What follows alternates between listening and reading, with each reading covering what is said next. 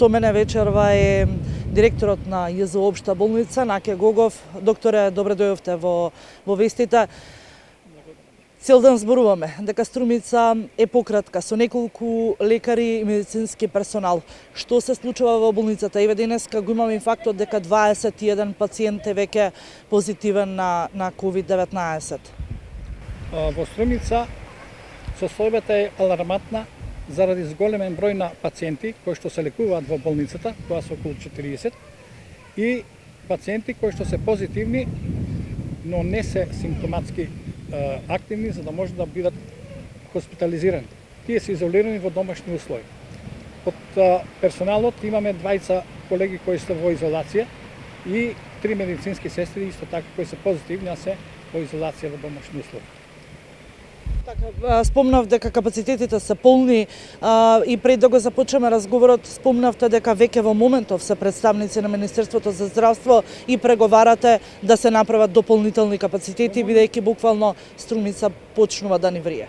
Во моментот разговаравме со заменик министер за здравство доктор Дритон и бараме решение како да го обезбедиме просторот за идните пациенти што ќе побараат лекарска помош во инфективно одделение во Општа болница Струмица и се договараме како и каде треба да бидат сместени овие пациенти за во иднина ако се појави повеќе заболени од корона-19.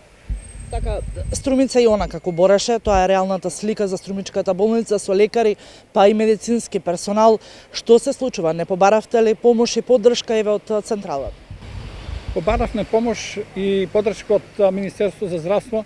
Тие сега денески разговаравме со заменик министерот и се договоривме како да го решиме проблемот со недостиг на доктори, како специјалисти од болницата и од околните места и наши специјализанти да ги повлечеме во болницата, за да можат да работат заедно со специјалистите како би им помогнале и би ја завршиле некоја работа од медицински аспект која би била малку одмор за колегите специјалисти кои што веќе 5-6 месеци се постојано преокупирани со таа патологија и веќе се изморени, не можат да издржат дежурства и амбулантски прегледи и посети во болницата.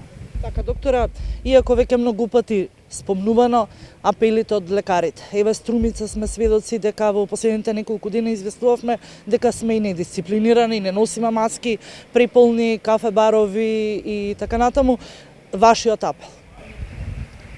Мој апел до сите граѓани на Струмица, па и пошироко, дека треба да се почитуваат препораките на Комисијата за заразни болести и на владата на Република Македонија, да се носат заштитни средства, да се намали групирањето, собирањето, исправење прослави, заради тоа што некои веруваат, некои не веруваат, но кога ќе дојде моментот да побараат лекарска помош, тоа е веќе касно.